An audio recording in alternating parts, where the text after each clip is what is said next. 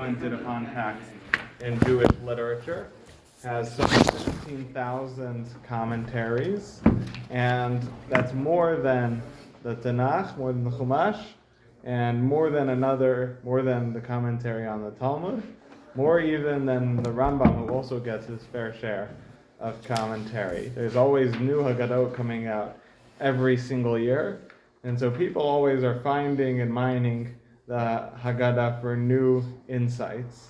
So, needless to say, it's a very profound text. But it's important to remember that the Haggadah has a goal, it has a destination, and it has a purpose.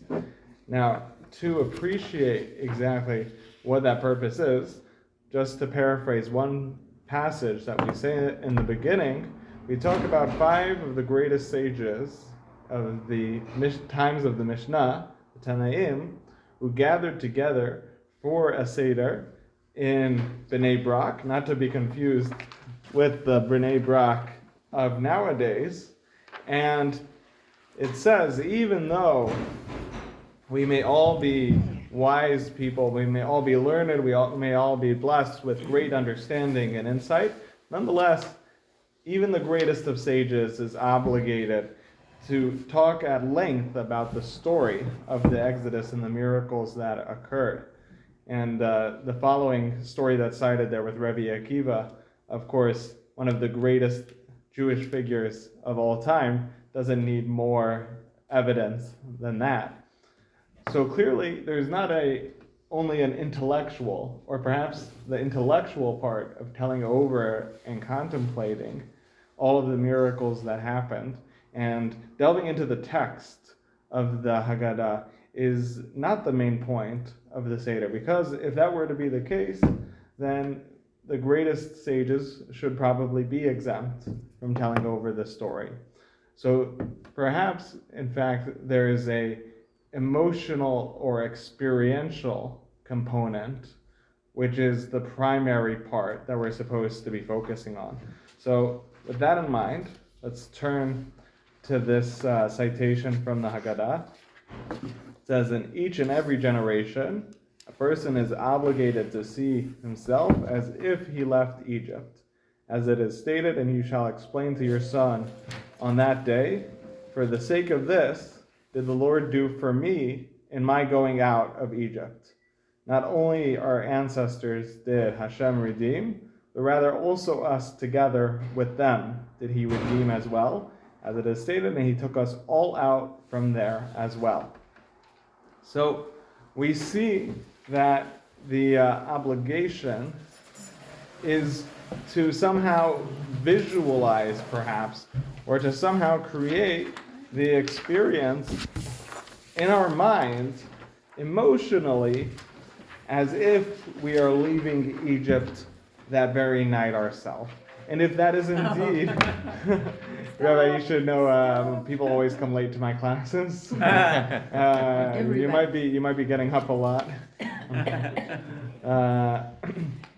What? They're so, late? Here, we'll just pause. Jews are late? We'll pause. We'll pause Israelis for a are minute. late? They must be Jewish. People are more on time when you have beer and children, don't. I know. With beer and cholent, people come a little earlier, for sure. Okay. So just. Someone there? They definitely. Did they give up? It's a Can we tricky leave one. the door It's open? okay. We paused. We're good. So we're off the record. We're off the record. We're off the record right now. So you could say whatever you want, and no one will ever know. You know. Okay. Hello.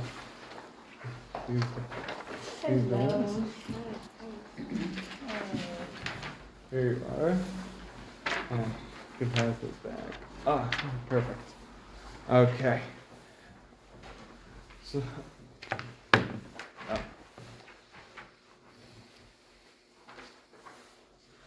you have So- one more for it? Oh, you have it. Yep. Don't worry. Don't forget. I have copies.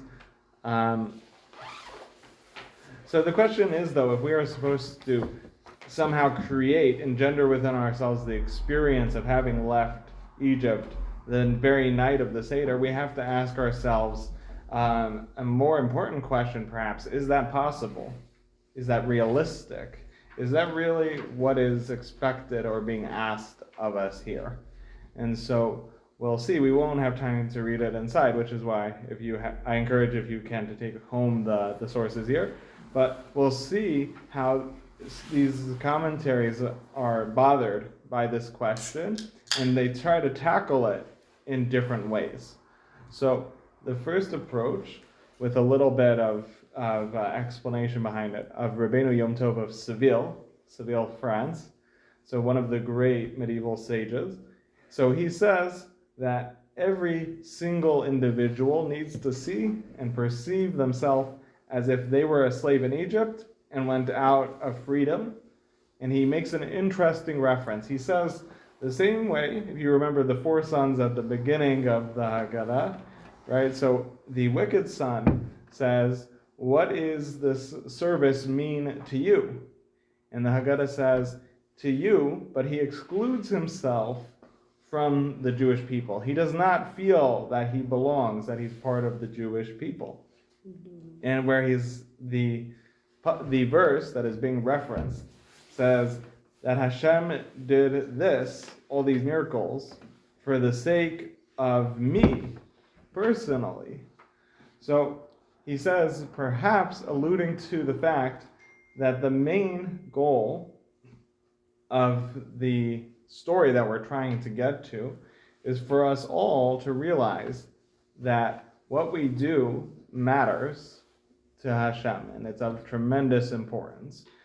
And elaborating on that idea a little bit more, the famous dean of the Volozhin Yeshiva, Rabbi Naftali Berlin, says in his Haggadah that there's another equally bewildering statement our sages make that seems to border on the grandiose, which is that a person is obligated to say, every person, that the world is created for me.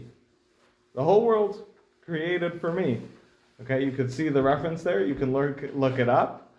Now he says, that seems to be a little bit over the top. Aren't we worried about, being a little full of ourselves? Are we maybe worried about creating, a narcissistic group of people, I don't think anyone ever said that Jews didn't have some appreciation of their own importance.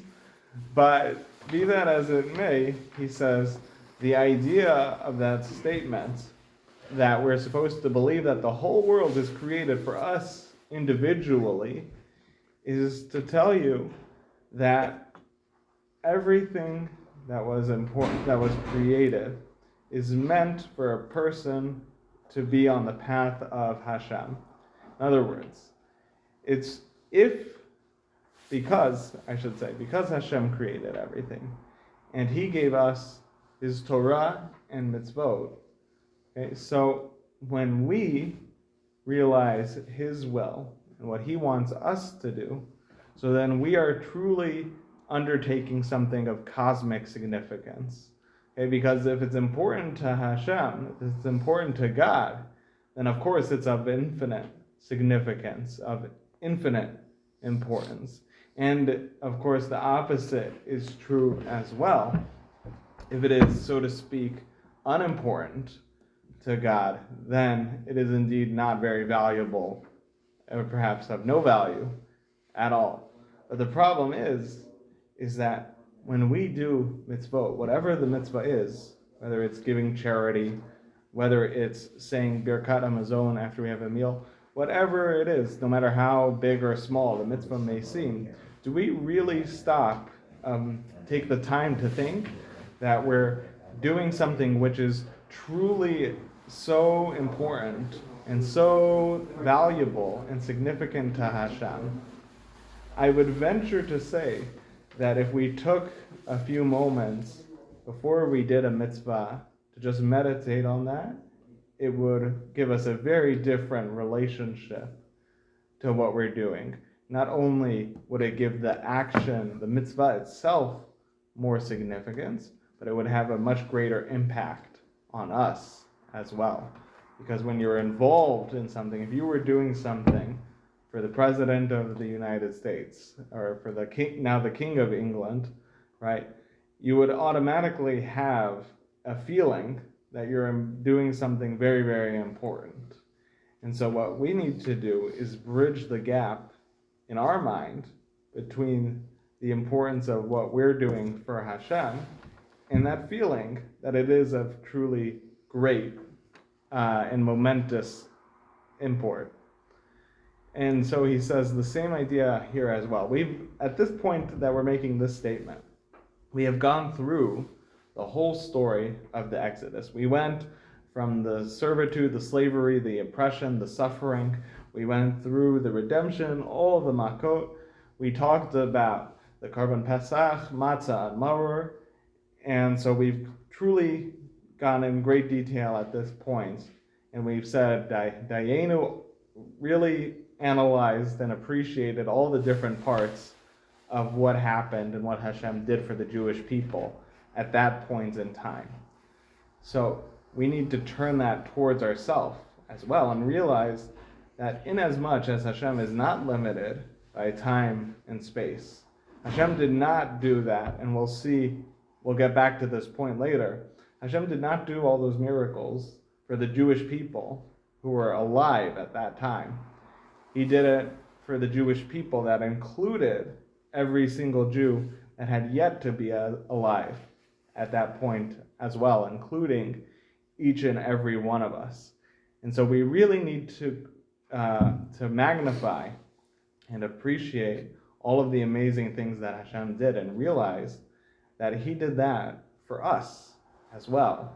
And that gives us a tremendous responsibility, but also exhilarating opportunity to be of service to Him.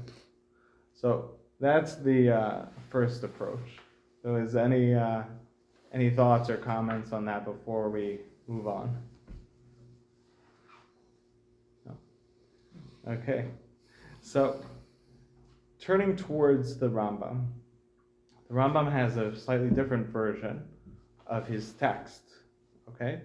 And it's not, I wouldn't say that he necessarily disagrees with the understanding of the other Rishonim about what's going on in the Haggadah, but nonetheless, he says that in each and every generation, a person must present leharot as opposed to lirot, right? He must present himself as if he himself has now left the slavery of Egypt. He cites the same verses, and then he says, remember that you were a slave, i.e., as if you yourself were a slave and went out to freedom and were redeemed.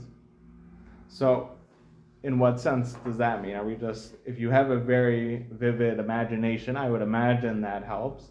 But what if someone's not blessed with an especially creative or imaginative mind, and you can't really get yourself to that point where you need a graphic novel, Haggadah, where it's like it shows pictures and everything? Probably not. They didn't have those Haggadahs until recently. So, one of the great commentaries on the Rambam, Rabbeinu Manoach of Narbonne, says that if a person internalizes this message, that he'll realize the same way Hashem was always present with the Jews at the time of their servitude in Egypt, and He had a plan for them, and that all of the suffering that they experienced was all part of the birth pangs, our sages say, to create the Jewish nation, and was all part of that formative process. So then he'll realize that the same thing as well. Hashem is always with me in my life, okay? And then, says Rabbeinu Manoach, he will never turn his heart away from Hashem forever. When you realize that Hashem, through the good and the bad, through the hard times and the easy times, so to speak, if there are such times, that are easy, but maybe less challenging, right? Then you'll feel that Hashem is constantly involved. And he says the same way that Hashem could save the Jews from their distress in Egypt. So he's capable of delivering you from your distress as well. So that's very all well and good, but we need something a little bit more tangible, right? Because just the belief itself might not do it for you. I don't know, it didn't do it for me, just, trying to repeat it to myself ad nauseum and making myself believe it didn't work. So thankfully, Rabbi Yitzchak Abravanel, elaborates on that idea a little bit more. And he says if you look at the Haggadah, like I said, we don't have time to read the whole thing inside, but if you look at the Haggadah, you'll notice that it's not just about the fact that Hashem swooped in and saved the people, and that he brought 10 makos, 10 plagues on them and all that. There's a lot about suffering in there as well. And in fact, if you look at the 5 verses that make up the bulk of Magid, of the main part of the story, most of them are focused on the suffering of the Jewish people. Which might seem a little counterintuitive. This is supposed to be a celebration, of our freedom. But Abravanel explains that it's because all of the types of suffering that the Jewish nation experienced in Egypt, there's a whole spectrum there, every single Jew, has experienced in their life in the exile as well. Not all of the types of suffering that the Jewish people experienced, but each Jew has experienced at least one of the types of suffering that the Jewish nation experienced as well. And he gives examples. He says whether it's financially, whether it's physically, whether it's with children, whether it's because of the pressures of the nations that we live upon that haven't allowed us to practice our Judaism the way we would like to, either because we've literally been physically threatened, or we felt like we can't openly express and be proud of our Judaism without being concerned for our safety and well-being. Whatever it is,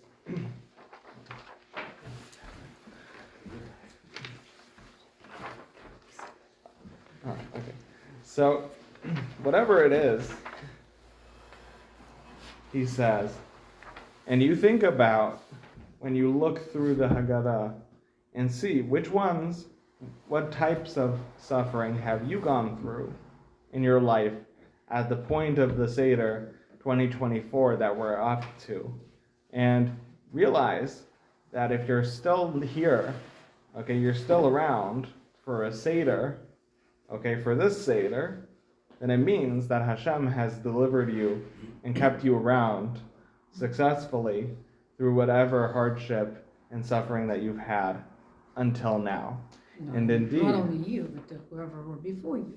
Right, Because you would not absolutely. be here if the people behind Absolutely. you not went through this. Absolutely, and a almost limitless number of things had to have gone right for just for you to Just exist. for one person to be there. Absolutely. But you want to personalize it also and think about things in your life as well. Like he quotes from Ramban in the bold there, if you want to see it. All the actions of Hashem with us during the present exile are all hidden miracles. And what he means by that is not literally, if you're walking across Lake Washington, it's not going to split for you,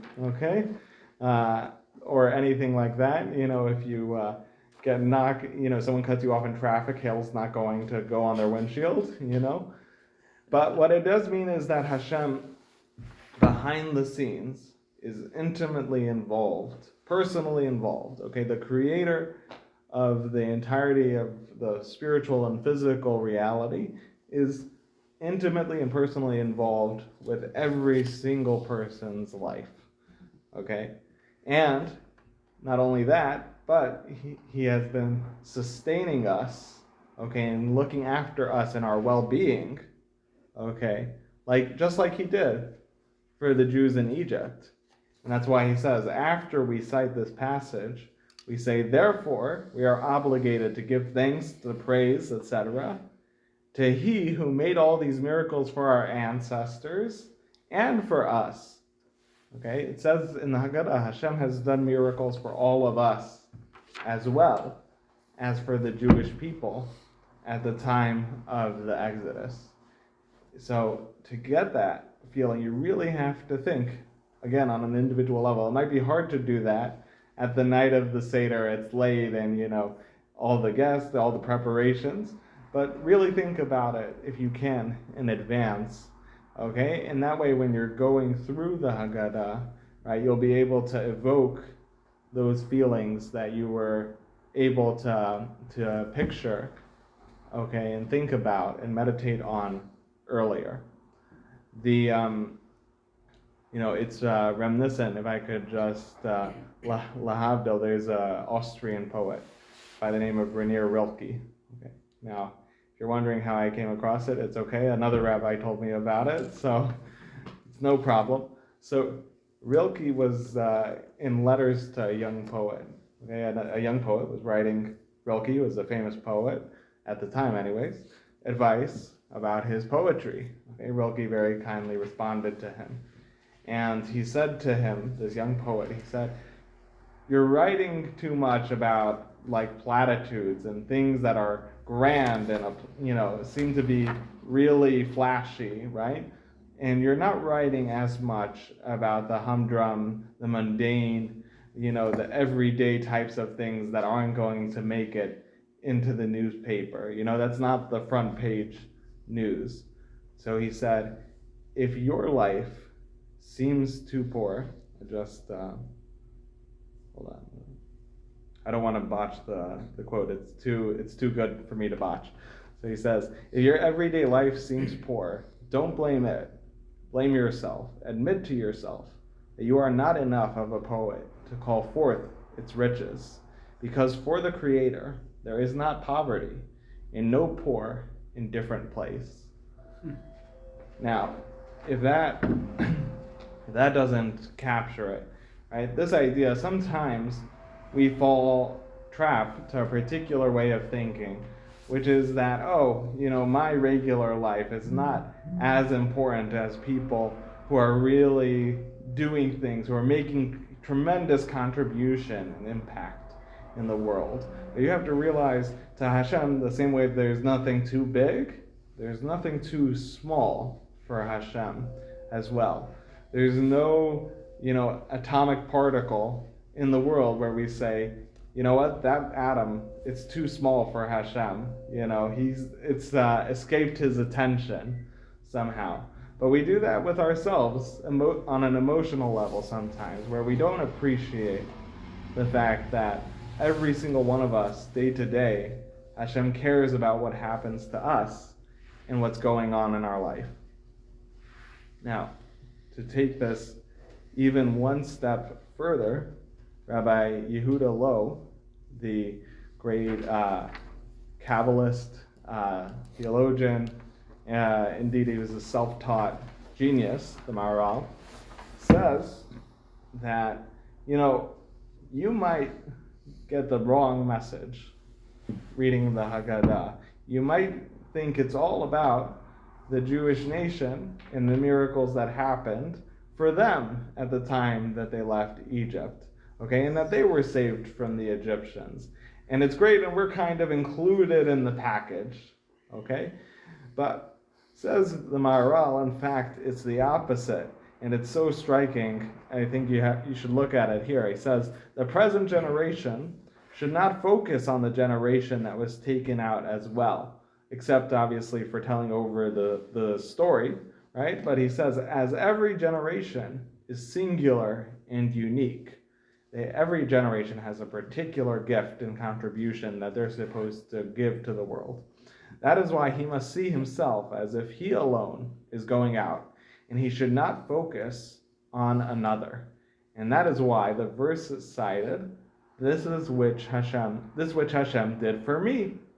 Li, for me, the individual, not for the other people who happen to be joining you for the Seder that night even.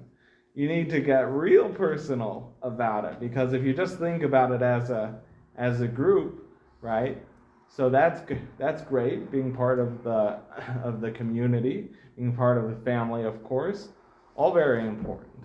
But if you don't forget, the most important person at your Seder night, at your table, okay, when you're reading the Haggadah at least. Okay, I know it can be hard if you're like, schlepping in food and all the courses and the matzah and whatever, right? The most important person at your table, okay, when you're telling over the story, or you're hearing the story, or whatever it is, needs to be you, not any other person at the table, okay? And that's why he says, people ask, look, God took us out of Egypt one time, okay, but we've been in a lot of exiles, and we've been in diaspora for a long time since. So someone might ask, well, great, he took us out one time, but what does that have to do with us here today? Says the Maharal, that's a mistake, because the gift that God gave us was, he made that freedom, he made that sense of self-worth and importance part of our very identity. So now, he says, when we are under duress, when we are being subjugated by other people, okay, by circumstances outside of our control, that we have no power to change at all. But, he says, inside, intrinsic to who we are, we can still be free. Okay, we can still recognize that despite what other people might try to do to us, but we're always in control of our attitude, our perspective, and how we think of ourselves.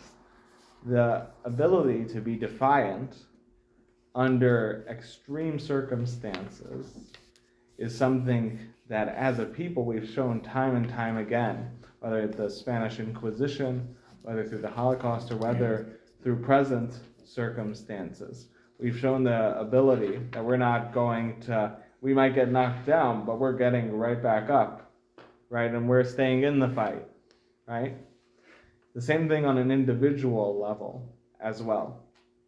The sages say that all Jews are the offspring of royalty, all kings, even in exile, okay? Because every single one of us has something of importance to contribute, okay? And that is something which no one can ever take away from us. And so if we internalize that, okay, as we're telling the story of the Haggadah, all these different facets of this idea, and we recognize our own value and importance, not because we're necessarily the smartest, the strongest, the wealthiest, whatever it is, but our significance comes from Hashem.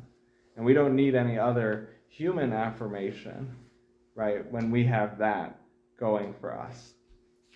So that idea does not necessarily connects to the whole message passing it to our next generation, right? So you tell the story over to your kids, and so because this focuses on you as an individual, the world is created for you, the story is for your sake to.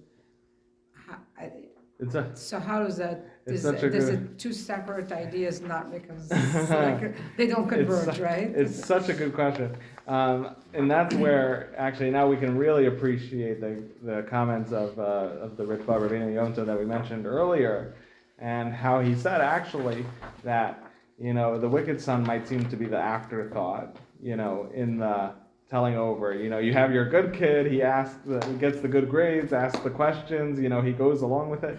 And you have the kids who need some more help, But, the wicked son, the troublemaker, right? That's the one who seems to get short shrift, right? But actually, the Ritva says that he's the most important son present, most important child present at the Seder. Because the sense of wickedness, okay, which is how we perceive it, based on their behavior, based on what they believe or what they may or may not do, is not recognizing that the root cause of why someone does that is because they don't realize the value of what they have to give. People have been beating down on them for so long, but it doesn't necessarily mean at home. It could happen from teachers, it could happen from friends. Unfortunately, there's a variety of sources nowadays with social media, especially, where people can get the message that you're not very important, no one cares what you think. And unless if you're conforming with everyone else, then you're never going to be successful, and what you have to give doesn't matter. So by modeling that ourselves, right, that's actually opening the door for the wicked son as well to recognize, I didn't know, right, I didn't appreciate that the fact that everyone else views me as the problem, right, they don't know what I have to give. But because I'm a part of this people, okay, and Hashem took me out as well, Hashem knows I have something of value to give. And you'll notice that a lot of people, right, might not have left Egypt, okay? Only a fifth, our Chachamim tell us, only a fifth of the Jewish people actually ended up making it out. But this wicked son also, right, now that he's at our Seder table, right, that means that he made it out as well. And you'll also remember that our sages said that the angels were so confused or mixed up, as it were, between us and the Egyptians. They said, these are idolaters and these are idolaters. Like, what people are you making here? Like, seriously, you made this whole trouble just for these people? So we need to remember that whoever this person is, whoever this person, child, whatever, is, right, they're not any worse off than the Jewish people were at the time that they actually left Egypt. Okay? And though we might not recognize what their significance and their contribution is, but you can rest assured that Hashem certainly does. And that's the message where even if you can't necessarily, sometimes a person might have a hard time hearing that, okay, but if you're modeling that, okay, at your Seder, if the people are modeling that at your Seder, some of that is going to rub off, okay, and it's going to make an impact.